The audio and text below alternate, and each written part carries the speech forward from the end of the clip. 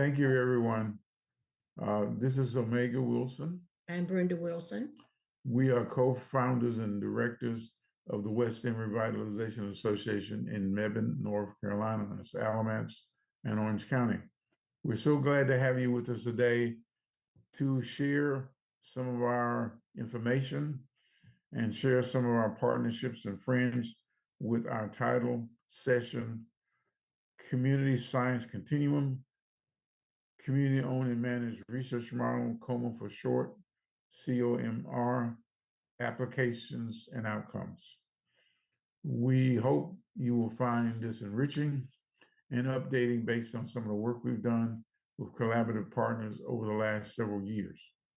My wife, Brenda, will give a brief overview of what we've been doing and what we're working on and what the session is going to look like today, and we will continue after that.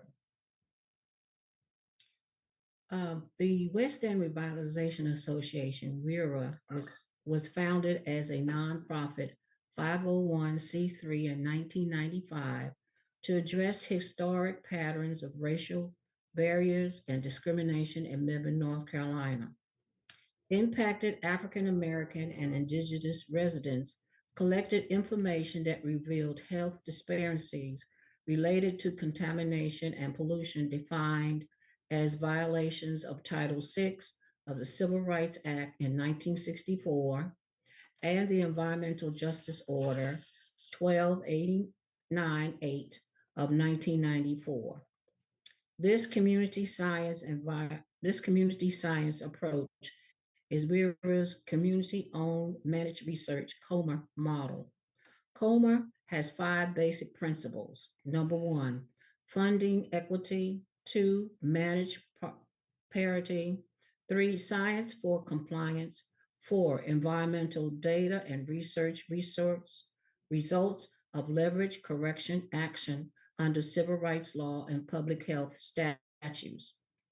And number 5, co-authorship credits and tag team presentation. WERA uses the COMR model to produce measurable infrastructure improvements in people of color communities. A, first-time installation of municipal safe drinking water and sewer access. B, paved streets. C, stormwater management. D, saved homes, churches, and cemeteries from demolition by new highway construction. And F, representation in local, state, and federal government decision-making meetings. Panelists became WERA's collaborative partners over the last 25 years and have various experiences and benefits using the COMR community science approach. They live in geographical regions from the East Coast to the West Coast. Their responses to the following questions will help participants understand panelists' various experiences and benefits using the COMR community science approach in the past and present. What basic COMR principles have you used in your personal or professional experience? How are you putting community science models in practice? Where have you found data and results useful for legal corrective action based on public health policies, federal statutes, and civil rights law? With whom are you sharing COMR and community science principles and practices for the now environmental justice generation? Thank you. Now we're going to ask the panelists to introduce themselves and give a little background. And we will start with Chris. Are you ready? All right. Yes, thank you. We're going to start with Chris Haney. A little bit of background about where you work and what you do, and a little about how what your first relationship was with the West End Revitalization Association and WERA. And then we'll move on to Dr. or Professor Michelle Oko and Io B. Wilson. Thank you very much, Dr. Haney. Thank you, Omega and Brenda. It's such a pleasure, and it's special. It's an honor to be here after, well, in two ways, it seems like a long time ago, but it doesn't. It seems like a blink in another way. When we first met, I'm currently, as you mentioned, I'm in the Mid-Atlantic in Baltimore at Johns Hopkins in the School of Public Health. And I am a professor in the Environmental Health and Engineering Department. It is not that far from where I grew up in Durham, North Carolina, and then went to school at Chapel Hill at UNC and got to know Omega and Brenda.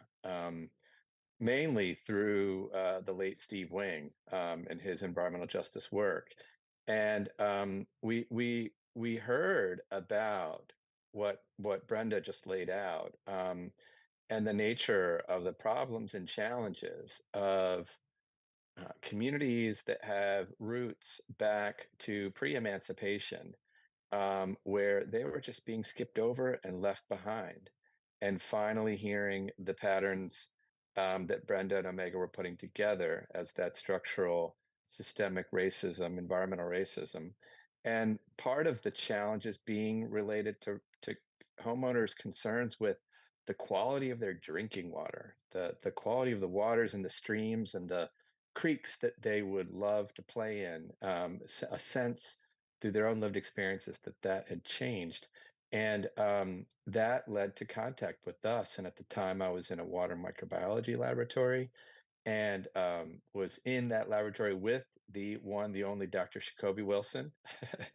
And maybe we can probably elaborate later, but I think the way that I'll put it is that Dr. Wilson and I really got our PhDs with Omega and Brenda, and we understood how research, how, let's just back up, like how knowledge can be, who the valid purveyors of knowledge are and new scientific knowledge are, and to flip that on its head and to say that we may know certain things, academic institutions, technical consulting, scientific consulting operations may know how to do certain things, but it should be brought to bear and in support and woven into a fabric of people who are living with and trying to manage and trying to um, um, find a way forward to mitigate, to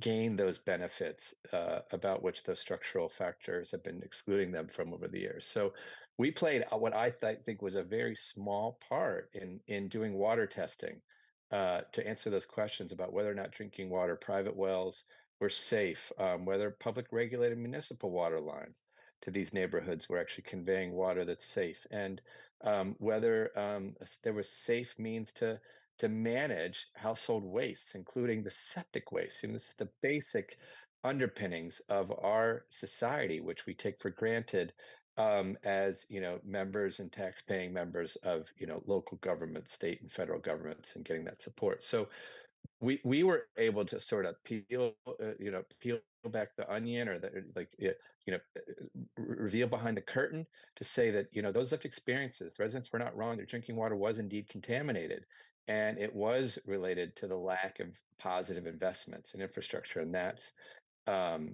just the little piece that we contributed, and we were willing to do it at the leadership, in a designed way where there's co-equal, if not with community owned and managed research, where we are responding and saying, yes, I think we can do it that way. Yes, I think it can be designed that way. Yes, I think we can deliver that information because that's what the community lead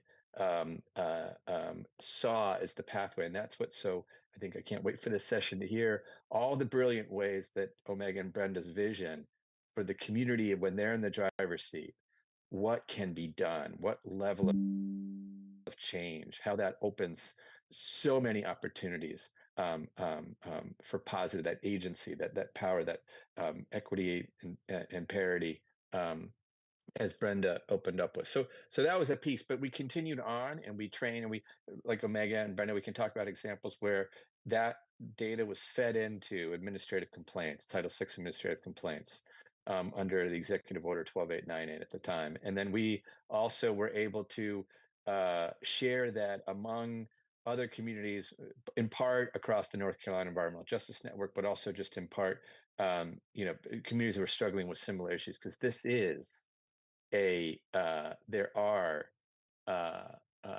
certain themes, certain common threads where other communities are experiencing the same things. And we, as Omega and Brenda have shown, community owned and managed research can be a really powerful tool. So I'm excited for this session.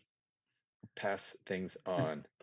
Thanks a lot, Chris. And I'd just like to note that when we were drafting the title, community owned and managed, and the principles, Chris was a part of that editing process when he was a student at the University of North Carolina Chapel Hill School of Public Health. So yeah, that's been like 25 years ago, right?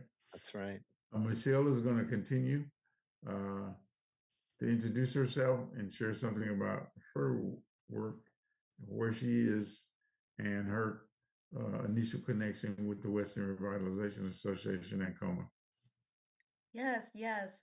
Thank you for inviting me. So my name is Michelle Oko, and I'm an assistant professor at Lewis and Clark Law School. So I began my relationship with Omega and Brenda Wilson through West End Revitalization Association. Actually, it was kind of twofold.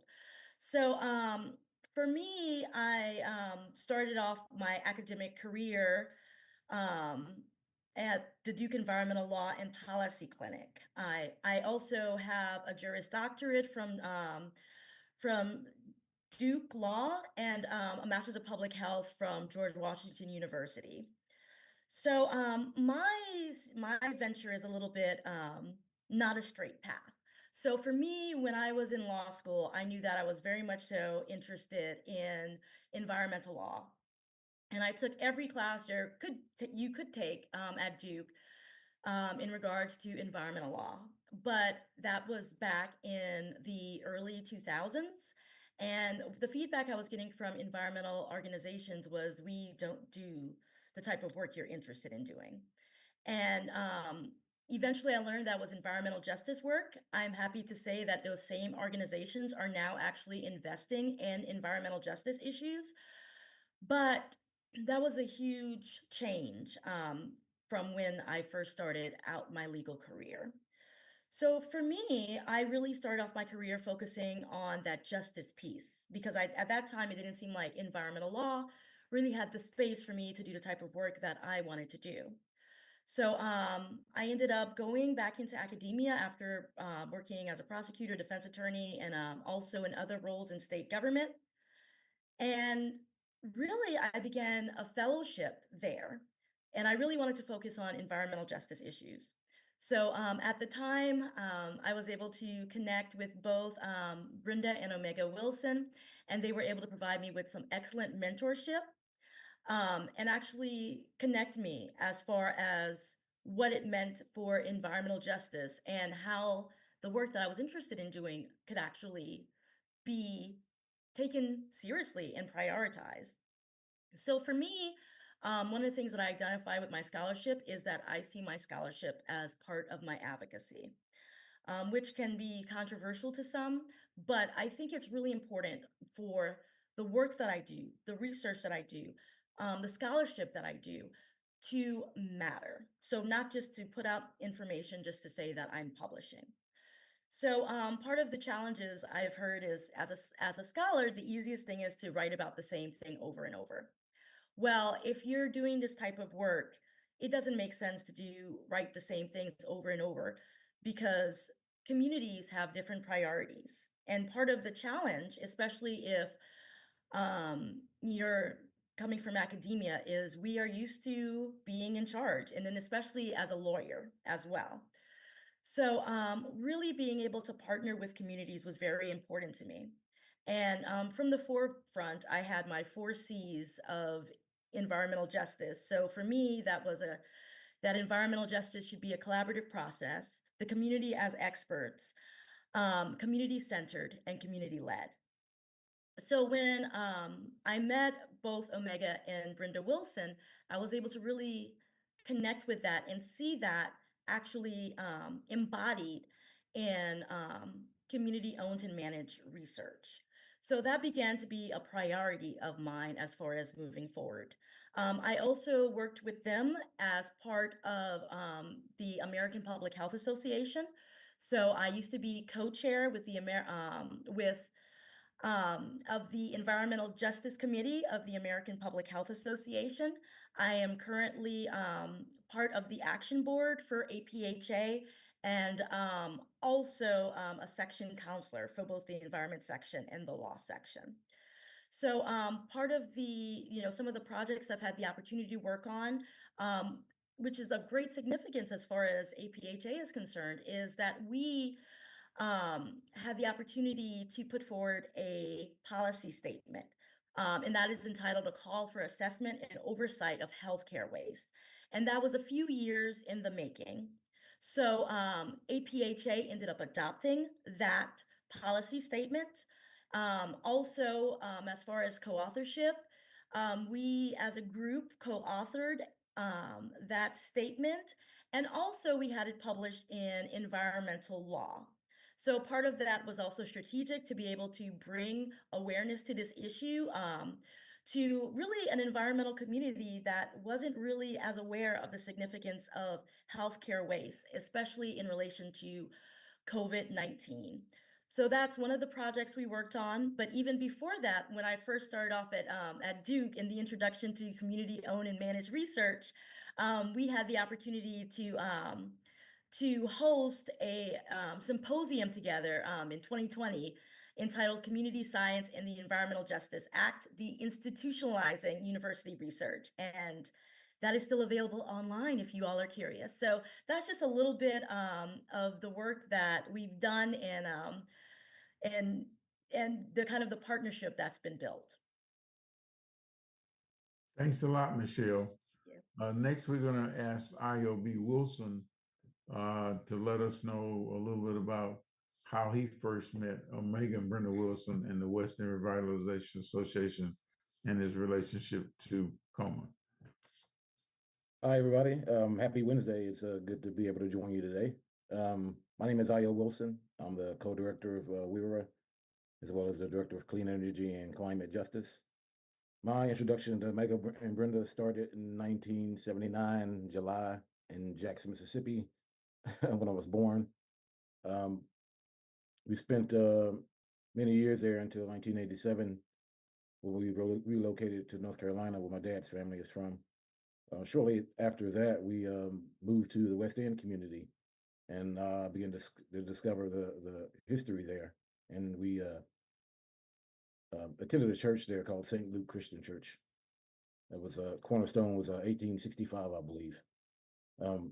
After that, we started hearing I would hear word from my parents and others in the community, cousins and family, about this highway project that would be coming through. So I would see them meeting in people's living rooms and in kitchens over cake and coffee and stuff like that, talking about this stuff. And there would be meetings in the church, and I hear my dad mention it and talking about it, going to city council meetings and trying to meet with officials to get some answers and get a listening ear about the concerns of the community, but they were rebuffed. During the time I was in high school with my brother, I have a twin brother. We were attending high school in Burlington, right down the road from Mebane. So we saw the work that they were doing, but as high school kids, we didn't pay as much attention to it because we were high school kids with our own more important teenager things to do. But we graduated from high school and went on to Appalachian State. And during that time, those years we were there from 97 to 2001, our parents would visit and we'd go home to visit them. We hear names like Steve Wing and Jacoby Wilson and Chris Haney and the work that they were doing and the advancements and the progress that they were making. We graduated from there and moved to Columbus, Ohio. My brother was attending law school. And I wound up getting a job at a historic place called the King Arts Complex, working in nonprofit arts administration. And the neighborhood it was in was a historic Black community. It's rich, all-inclusive community. I saw permanent installations at the complex that detailed the community and told stories and music and pictures and all kinds of things. But the thing that, for me, that tied that community to the community in West End was the destruction of the community by a highway project. It was kind of like a kick in the back of the head, and it made me realize that the fight my mom and dad were fighting back home in North Carolina was connected to this place in Ohio and other places. After moving from Ohio to Durham, North Carolina, I saw the same thing with the Durham Freeway. It happened here too, and it really, really opened my eyes and convinced me of the importance of the work that they were doing. I wound up getting my master's degree in public administration at North Carolina Central University. During all this time, coming up in high school and college, it was never my intention to get into environmental justice and community work and have a career in it. I was never focused on that. My focus going into undergrad was broadcasting and communications.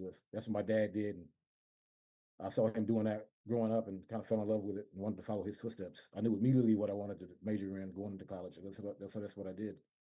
But being around this work and seeing the similarities in different places around the country kind of like pulled me back into it. So after graduating with my master's, I got involved professionally doing this work at North Carolina Environmental Justice Network, working specifically with confined animal feeding operations and coal ash compoundments and contamination as a result of that.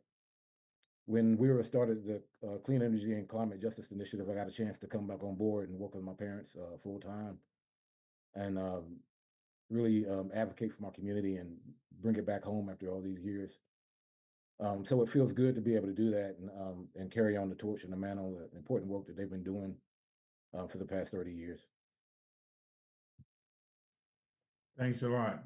I referenced his brother, who is attorney Omori Wilson. That he does some legal work for us. He finished his law degree in Ohio. I think it's important to note that some of you see on your program that Dr. Dara Hall Mendez is listed as one of our panelists. She has not been able to get with us so far. She was one of the people that studied at the University of North Carolina, Chapel Hill, with Chris and Dr. Wilson. She received a PhD there. We met her there like 22 years ago. And she's an associate professor at the University of Pittsburgh in Pennsylvania. So hopefully she may be able to join us before the session is over with. But I just want to mention that to you quickly, right? There's a few questions we just want to go over to kind of help us dig into the issue. And later on, we'll ask for questions from our participants or attendees. But this one, it goes to Chris because Chris was involved in something that challenged some of the professors at the University of North Carolina, Chapel Hill, is doing scholarly articles that students are required to do, especially when they're working on their PhDs, on their dissertations. And one of the things that Dr. Haney was concerned about, Dr. Haney now, a student then, was giving credit to the people you were studying in scholarly articles, whether they were college professors or not. So kind of tell us something about how that went on the university side, the kind of discussions you had, and how it went on the community side. And of course, we're part of the community side, and getting those scholarly articles published, and maybe how you might be using them now in your classes with your students. And this is in your classes with your students would amount to more than 2 decades now, right? Can you help us out with a little bit with that? Thanks a lot. Yeah, and okay, that's good. And so I think the thing, and it is relevant now, and I think it's ever more relevant now as with the recent 3.5 years with the you mentioned the Infrastructure Act and a lot of this administration's priorities around environmental justice and direct funding of communities, right?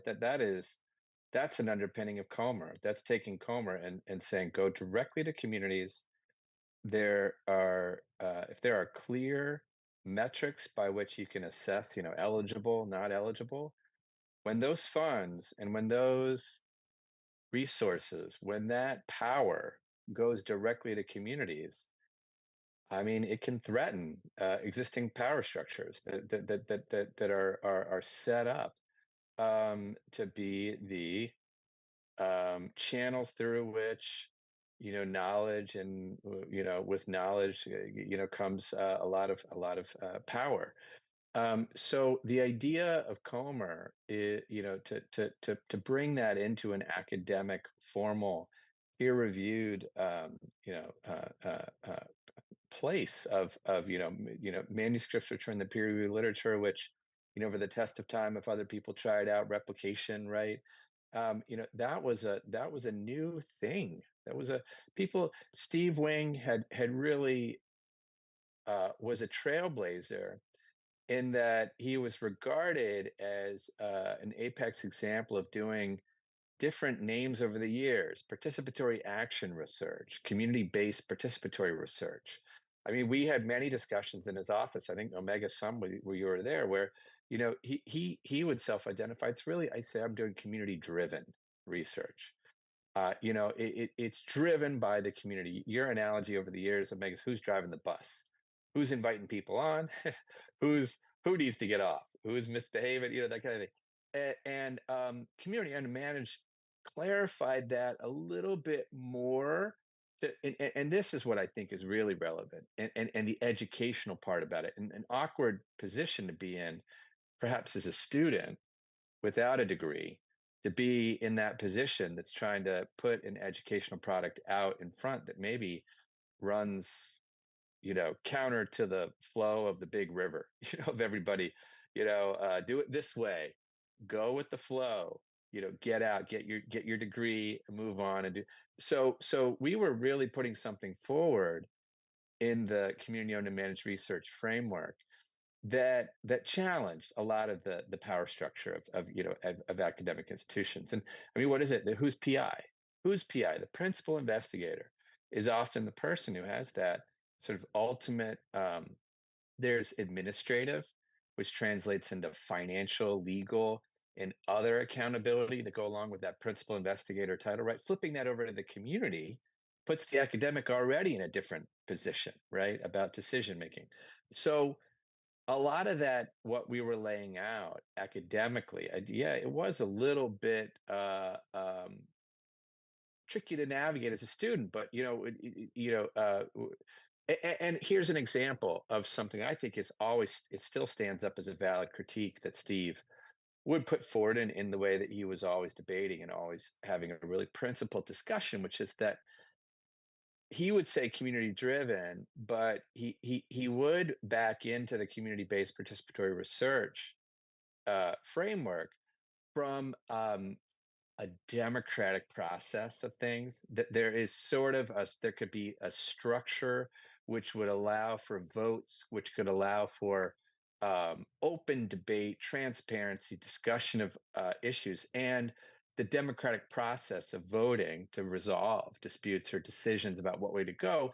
He always did a healthy challenge of, well, isn't COMR not democratic in a way? In that it's a reaction to decades of structural environmental racism and controlling things and people exploiting. But I think if you remember that, there was this one question was, well, it's not democratic because it does flip the power dynamic entirely. And so I think one thing for people to realize that I have perspective on now that very few have a lot of self-awareness about is that community engaged research, right, has a continuum. And it can be everywhere from community placed, community shopping, just to say it very bluntly. I have a research question, I have a hypothesis, I got to find a community or a population in which to do it, right? All of the biomedical infrastructures of this, of clinical trials, I need to find a population. I need to make sure it's diversely representing everyone, right? And that's a challenge. We know that's a challenge. To community-based, and participatory, to community-led, driven, and community-owned and managed is all the way on the other side. And so that's something that I didn't know it at the time because we were really digging into what is COMR, how could we write it up academically?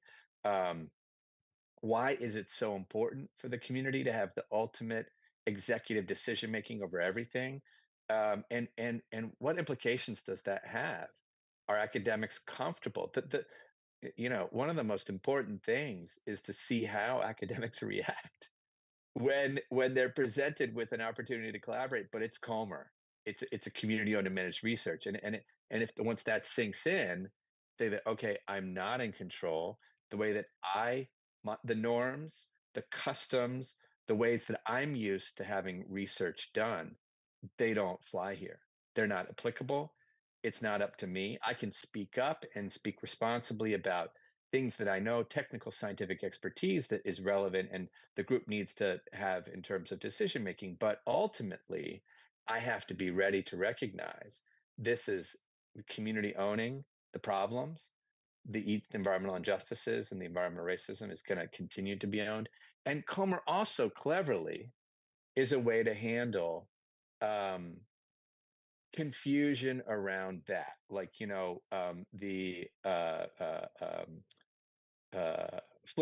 fleeting nature of some academic collaborations and being a revolving door for this community. This community should just be happy to have an academic who wants to have students come in every year, and or have me come in, or a new trainee. It just flips for me. I think that just flips the power dynamic on its head, and that was something that we debated in a very healthy way with Steve and you and others, and people like Naima Muhammad, Gary Grant. We all debated that, but I feel like COMR has stayed and had a place, and it has resonated. And I think that the evidence of that is the growing of EPA's environmental justice small grants. They were initially what, 20,000 to 25,000. They went up to 50,000. Now they're bigger. Now there's the collaborative problem solving model, which is not quite COMR, but with the Inflation Reduction Act, you see direct funding. Community are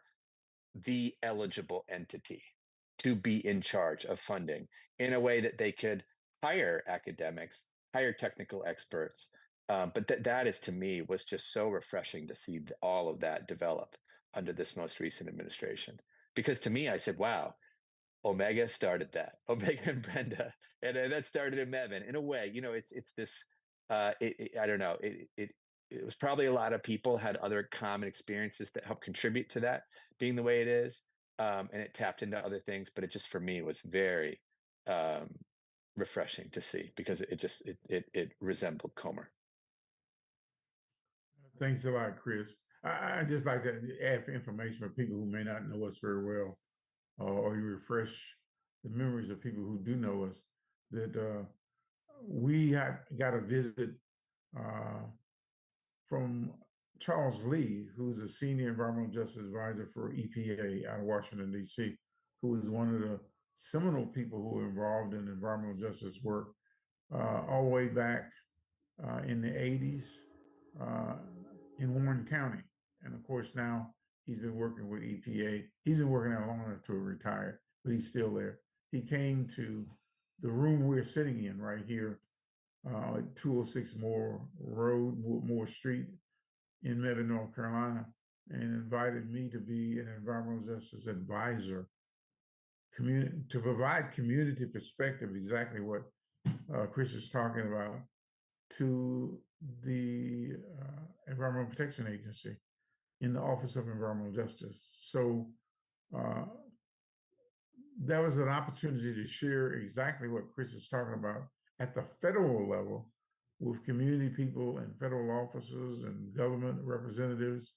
And I traveled with them for over 4 years, from coast to coast, and from as far north as Michigan and all the way to Houston, Texas, and back again and again for 4 years, sharing the COMR model in various parts of it, and including it in various work groups with policy statements that came out of EPA.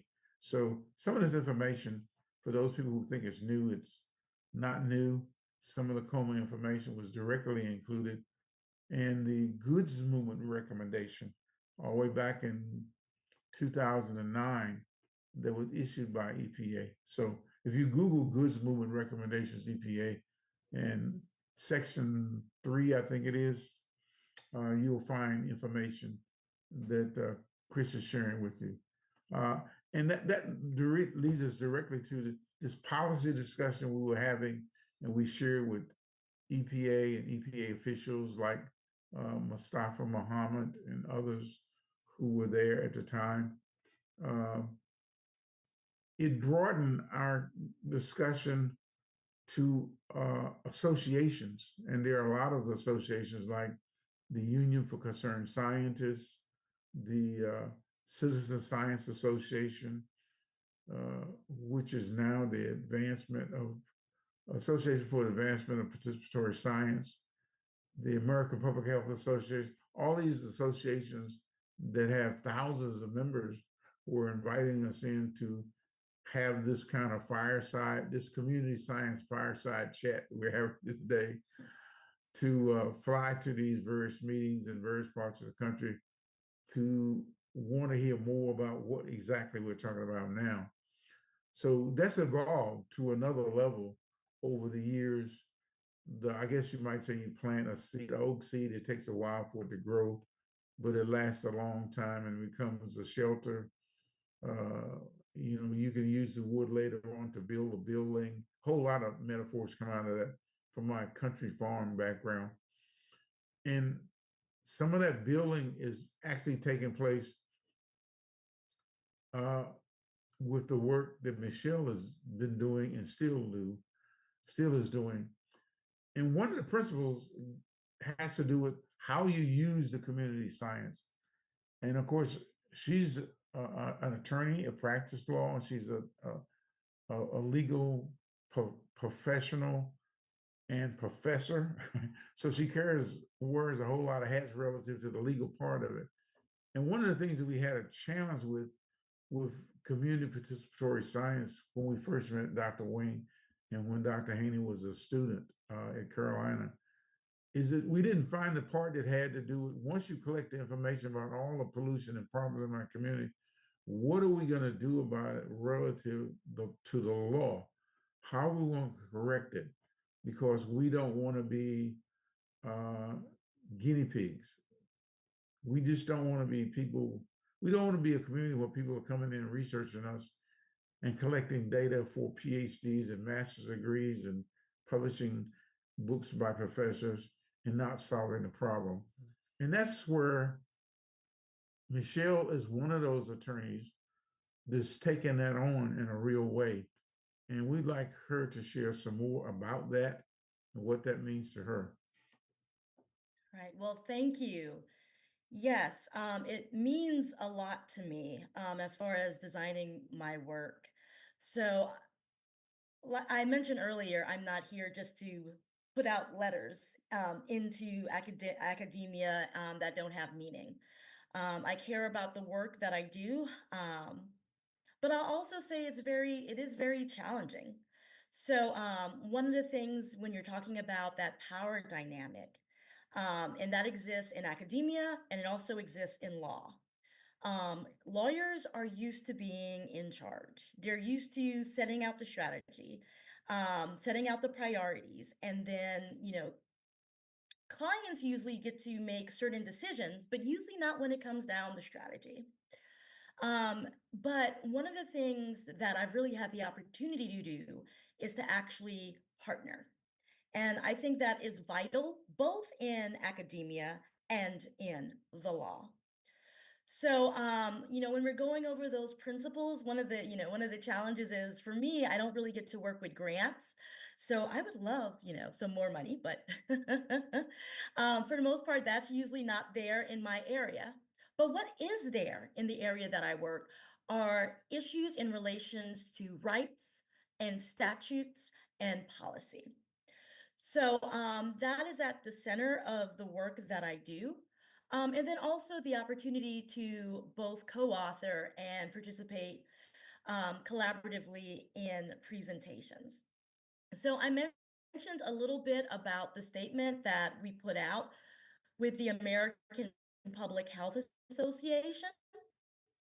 But I think it's important to also stress that that was a long process. That is not something that happened overnight.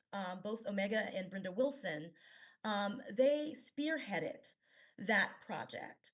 So some of it was definitely in regards to, for example, the being willing to stand up to the academic institution and prioritize those issues.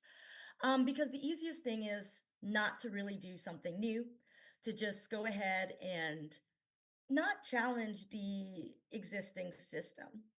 But this actually took a lot of being willing to have a lot of meetings as opposed to just sitting down in my little cubby and writing. It also took multiple strategies. So we had the APH policy statement. We published that in environmental law. But there's also a lot of things that were not seen as far as the work that we did. So we also met with legislators. We also met with various government officials, really to get the word out about the significance of healthcare waste. So part of it is also realizing that the impacted communities can set their own priorities, and realizing that agency and power is very important. So one thing that comes up when we're dealing with research is the lack of trust. But a lot of that, number one, part of that is the history as far as academic institutions and dealing with underserved communities. But also it comes down to that basic power relationship. So a lot of times, both in law and academia, everything comes out through a filter. So one thing that usually comes up is you have your set design as far as what you're working on, and you expect to essentially plug in communities as opposed to actually caring about what their priorities are. One of the things about COMR and participatory research in general, it challenges that traditional framework. And that's very important to make sure that the issues are being addressed and the priorities of communities are being addressed. But at the same time, I will acknowledge that there are challenges. So that means that we as researchers, as lawyers, have to actually invest in building those relationships. And one of the things I mentioned is now that I'm an assistant professor at Lewis and Clark Law School, that means I'm starting off from scratch. As far as where I live here in the Pacific Northwest. So the natural thing would be to be like, okay, I'm just going to go ahead and bulldoze ahead. But then we have to remember that that is essentially how we disempower communities, and never should we be in a position where we are speaking for communities. Communities have their own voices. They have their own priorities. So it's important that we actually acknowledge that both in academia and in the law. But one of the things that also happens is that does mean that sometimes we're in a position where we're turning down opportunities. So for example, I had an opportunity to interview in relation to a local issue, but I did not feel comfortable speaking on that issue because I had not connected with the communities that were being impacted. So some of it is taking that step back. And then also realizing that even when we are pursuing, our own research agendas, making sure that we get that feedback. So one paper that I wrote and published in Georgetown Law Journal was Forgotten Waters. Before I published it, I made sure to contact Omega and Brenda Wilson and share it with them to go ahead and get feedback, because I knew that it was covering an issue that they worked on. And not only that, I was sharing some of their story, the West End Revitalization Association, and the challenges that they've had as far as making sure that they could have access to basic infrastructure. So that informs my research. But also, one of the things I prescribed in that paper was to have a cooperative model where we are acknowledging communities as far as how grants are being distributed to be able to provide that support.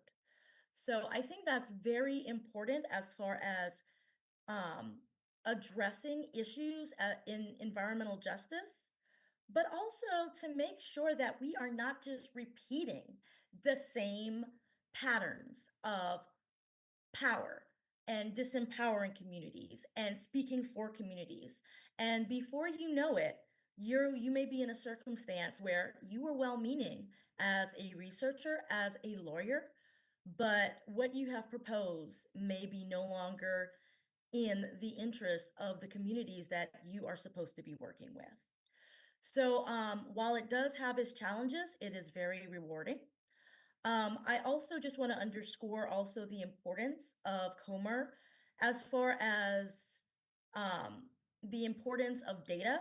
So a lot of times when we're looking at policy, the argument is always raised, well, there's not data here, there's not data there.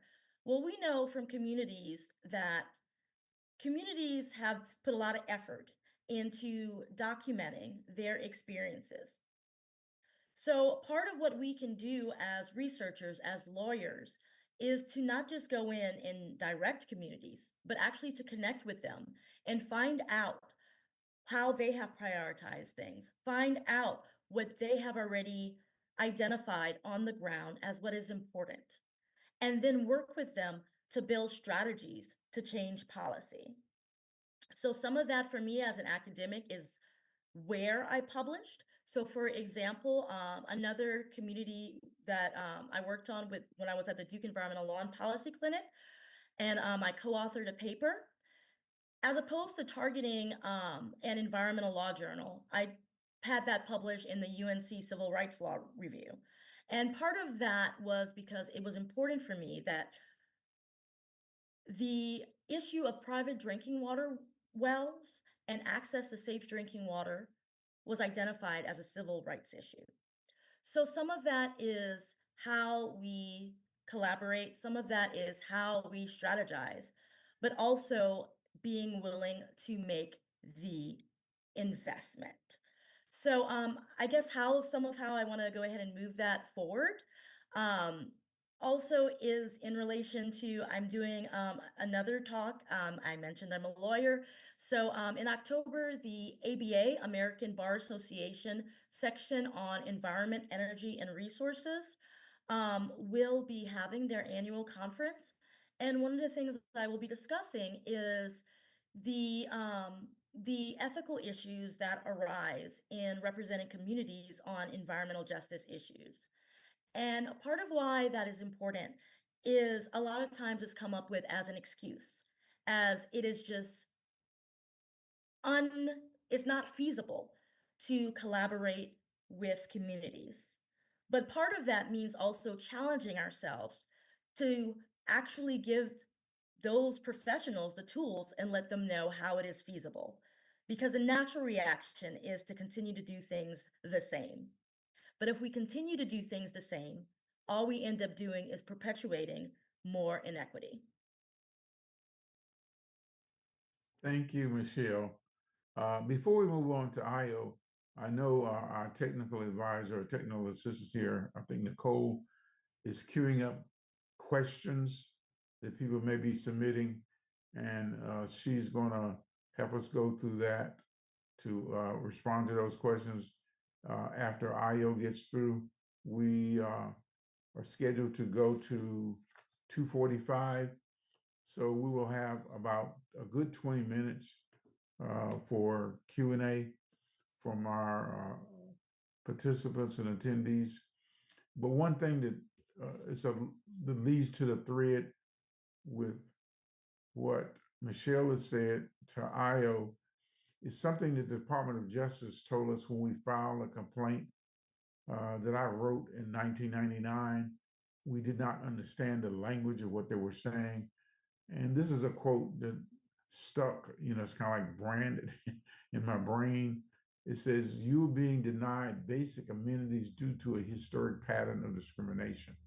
And I asked the senior attorney with the United States Department of Justice in the Civil Rights Division, could he repeat it so I could write it down?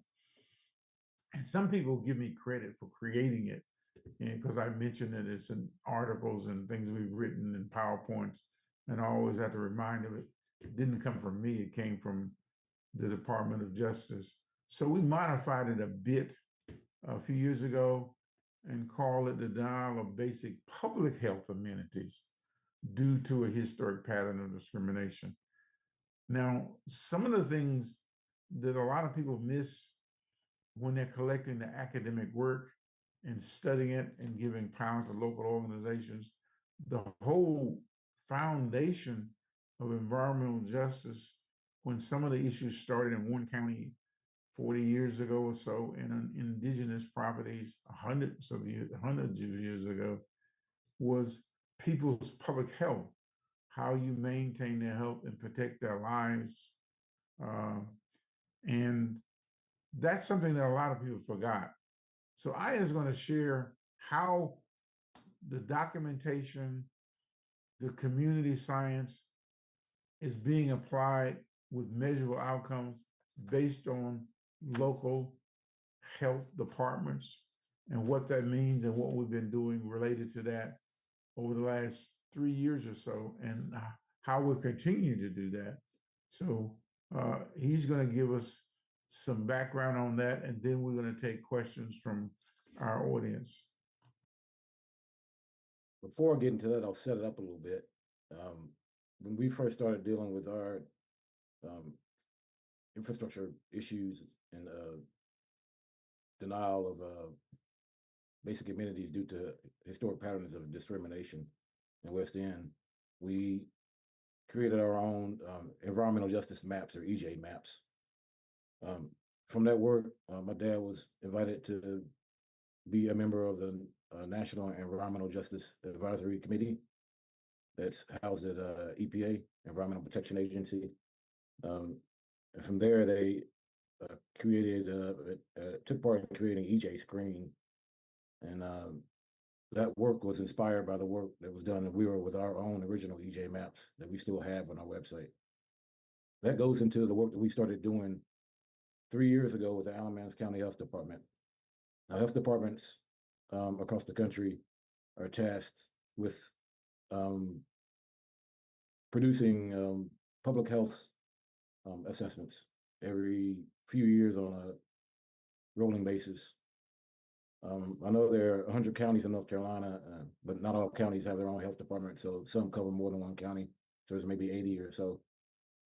In Alamance County in 2021, they started the process of their county health assessment. Now, at that point, there was not EJ involved in any of these health assessments.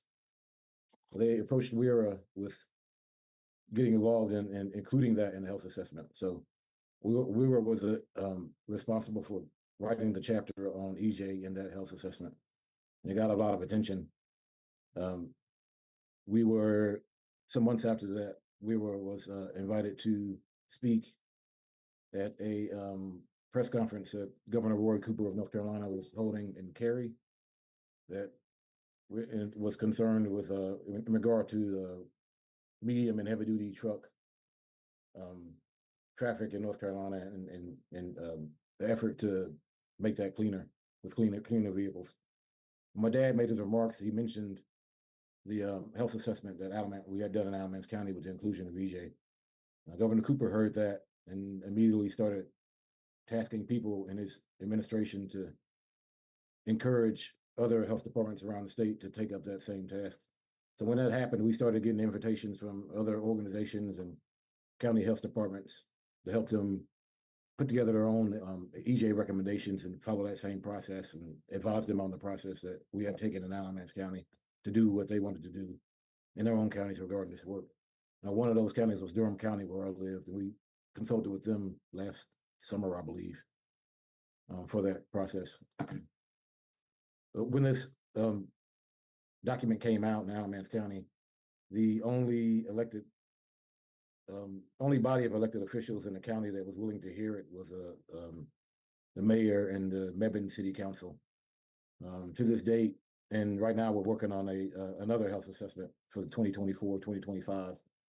They have not heard it, and they refuse to hear it. When county health assessments are used to identify health disparities in the county and communities across the county, and identify ways to mitigate and improve those public health disparities. So that's what we've been using it for. And it's helped us identify some other issues that we've been working with or on, one of which being the West End Electric Tar Heel Army Missile Plant in Burlington, North Carolina, which is about 10 miles away from West End and Mebane. Now, this property is multi-acres, about 25 acres of 3-story buildings, which was built in the 20s. And originally it was used for fabric production, and which then turned into production of industrial telephone equipment. And then that later turned into the property was in the hands of the Army, the military, the United States military during the Cold War. And they were producing components for guidance systems or used for missiles, which they shipped to different parts of the country and assembled so they have their own product. But it was a top secret thing. And from that operation, it was untold amounts of contamination that occurred on the site, which is still there. Stories underground and leaching out into the community surrounding the site, which is includes restaurants and the armory, schools, the Alamance County Health Department, daycares, and a bunch of residential areas and homes where people of color live, some of which only speak Spanish. The property is also connected to a creek which feeds into the Hall River, and the Hall River, that you may not know, feeds into the Cape Rear and Jordan Lake, which is a source of drinking water for thousands and thousands of people. So that's one thing we're working on in connection to that COMR work. One thing I have to touch on in relation to that work was in November 30th of this past year, we held a conference, all-day workshop in Mebane related to this project. We invited community organizations like our own that we ally with, people on the state level, county level, people from the city of Burlington, and federal officials. Two of which were Dr. Sharonda Buchanan of the United States Department of Health and Human Services, and Dr. Jalon Newsom, Chief Climate Justice Official at the White House. They both gave extensive comments and were very supportive of the work that we did that day, and mentioned it later on in a White House a webinar in April of this year. The military was also there. So it was a way for us and the community to kickstart this project, or this issue of legacy contamination, which had been kicked down the road and ignored by elected officials and health officials for many years. Now that we've done that, the military started excavating tons of soil from the site in February, and they're scheduled to begin a remediation advisory board made up of concerned citizens and people like WERA to give recommendations and keep an eye on the site as it develops, and give recommendations in regard to those developments and remediations on the site. Going forward, in my leadership, we will be using the COMR response, the COMR framework and the aspects of it to inform our steps in that process. And there's also things that go along with that, other issues in the community. There's a Stericycle plant in Hall River, which is close to us, which is a incinerator of medical waste, and they have sites all over the country, but they've been habitual in their bypass events when they let unchecked contaminants into the community from their smokestacks.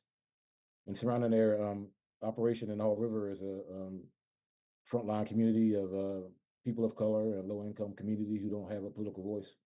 So we're helping those folks too. In addition, in collaboration with Harvard River Assembly and Southern Environmental Leadership Conference Center, nonprofit law firm that we've been working with and collaborating with for many years, both of those organizations, to lobby the state to be more responsive in those efforts. Right in Mebane, we've been dealing with the proliferation of massive industrial and distribution sites, which have come and occupied historic farmland and forest land without ways to reduce their carbon footprint. Along with that, there's increased truck traffic to and from 24 hours a day. And coupled with that is the planned construction of the first Buc-ee's in North Carolina. Buc-ee's is a massive gas station headquartered in Texas. So they have plans to come to North Carolina, to Mebane. So we will be hosting the first Buc-ee's. And with that will be a lot of inundation of highway traffic and that kind of thing, close to that site where the massive industrial facilities are. We'll be partnering and using the COMR model to partner with other collaborations and allies that we have, like Clean Air for NC, to measure air pollution in the area and other things, how they, as they go forth and start production and construction on these areas. So there's a lot of things that we work on going into the future, and the COMR model is a main part of that, as we advocate for our community in Alamance, Orange County, and Durham and beyond, to harness this money that's coming down from the federal government to give people in their communities a voice and a say in what's going on in their communities, so they can see some tangible, positive change on the ground. People have been tired of being sacrifice zones. And a prime example of that is Cancer Alley in Louisiana, which is scheduled to be battered by Hurricane Francine in the next few hours. So our work is in the name of communities where we are and communities where they are, and other communities that look like them and look like us around the country. We'll keep fighting forward. Thanks a lot, Ayo. And then Nicole and our technical support will allow us to take a few questions. Thank you. Thanks, everybody.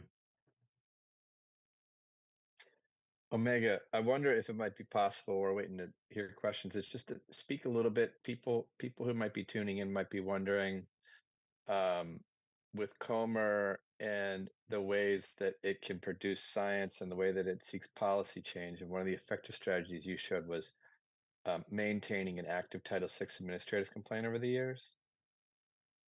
A question we've run into over the years is, how can communities feel confident and comfortable, as you showed the way, that you could lead and maintain an active Title VI administrative complaint and do it in a way, just as you laid out community owned and managed research, that, I mean, you have, as we're hearing from Michelle and others, you have worked with lawyers, but the roadmap that communities can lead this and have it be true to their voice and have the voice speak the plain facts of the structural environmental racism and translate that into success with the Title VI. I mean, you showed that it could work, and you showed Rogers Road, the Rogers Eubanks Neighborhood Association, the Coalition on Environmental Racism in Chapel in North Carolina, in Orange County, that it could work. So that's been something that's come up over the years, is how can we do this without lawyer? We need a lawyer. And then that starts what you talked about, Michelle, often, where it's, does a community resident feel empowered to speak up when a lawyer says, legally, we need to go in this direction? I never heard that from you, Omega and Brenda. You always drove the bus and rooted it back to, what are we living with? Speak what you're living with. Speak, take newspaper clippings, keep track of things, set up video cameras at local government meetings to document, and then just fold that into the Title VI, and it seems to have been hugely successful for you, but it's been hard for, I think, me and others to sort of convey that. So I don't know, COMR is a powerful way, but I don't know if you'd be willing to speak to that, because it's been a question that's come up a lot in communities. Yes, we can speak to that. Our relationship with the United States Department of Justice senior attorneys has grown. And before I, kind of give you some update of what's been happening, our relation with them in more recent months and recent years, I just want to know whether or not our technical person here has lined up any questions. Can you come on and speak to us?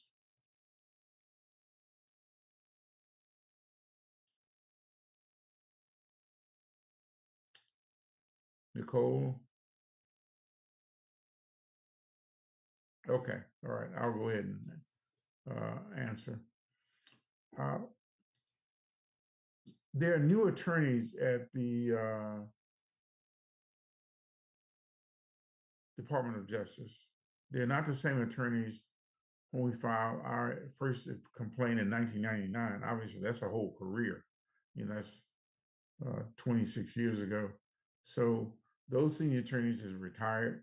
A few of them we've been in contact with who moved on to law schools like Howard University to be senior professors. They're law professors at the law school. And we heard back from some of the students they've trained in the law school who've contacted us to talk to us while they were working on their last research papers as part of their law work, to graduate. But there's a person by the name of Daria Neal, who is a senior attorney in the office at the Department of Justice. And there's another one by the name of Cynthia Ferguson that has kept in contact with us. They were the ones who helped design and organize and start staffing an Office of Environmental Justice at the United States Department of Justice. This is a word salad here, just follow me. A lot of people just assume the Department of Justice automatically does everything, but we filed a civil rights complaint and an environmental justice complaint in 1999 to address issues. And that had not been done formally. And very few people had done that. They didn't understand that they could communicate directly with the Department of Justice to get corrective action. So 30-some years later, they reached back to us and asked us, and Iowa was included in some of those virtual meetings, how they should set up an Office of Environmental Justice at the Department of Justice. And it was kind of shocking to us that they had chose about 50 community groups throughout the country to be kind of like a closed shop group to give them advice about how to set up that brand new office a couple of years ago. I mean, that was amazing. That was a supreme honor. So just before we go to the questions, that's sharing that people have a right at the local level to file complaints at the federal level, at the Department of Justice to get your rights addressed. And we were one of the first environmental justice groups that had ever done it in the United States. We were kind of shocked to find that out. So now we're part of the group that helped set up a formal office to address those complaints, which was it was a miracle. It took 20-some years to set up the office when we'd already done it 22 years before. Okay. Now we have a question here. It's a note from Brandon Hunter. I like the recognition and incorporation of the gold standard COMR model in expanding its reach to various fields, engineering and urban planning. Another note Brandon Hunter sent was learning COMR from and working with WERA fundamentally forever changed how colleagues and I approach the work to advance equity. By the way, Brandon is one of the students who graduated from Duke University.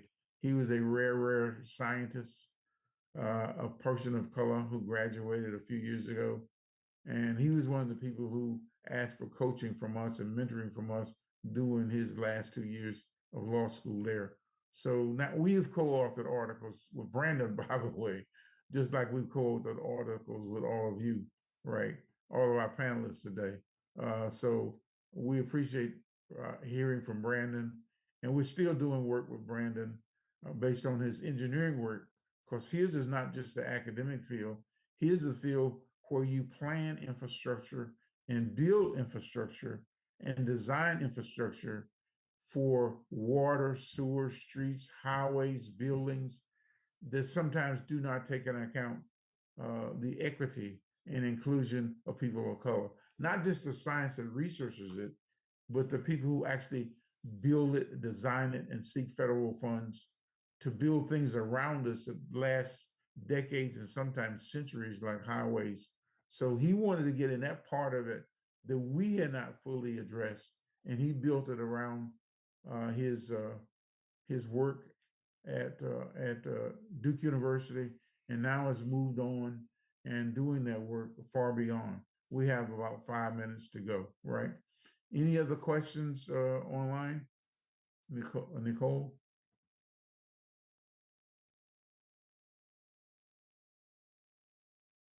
Okay, we don't have that she's put in the chat for us.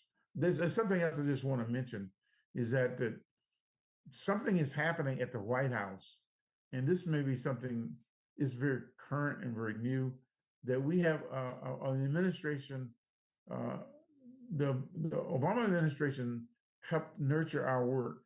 We were invited to provide input when President Obama and Biden were elected. And then we were invited back in again when Biden and Harris. Now there's an opportunity to expand environmental justice and environmental science work from a policy point of view and an implementation point of view. So as we close out, I would like to hear what you think the opportunities are for a new administration, a Harris Walz administration might look like to reinforce and support environmental science, community science work. Dr. Haney?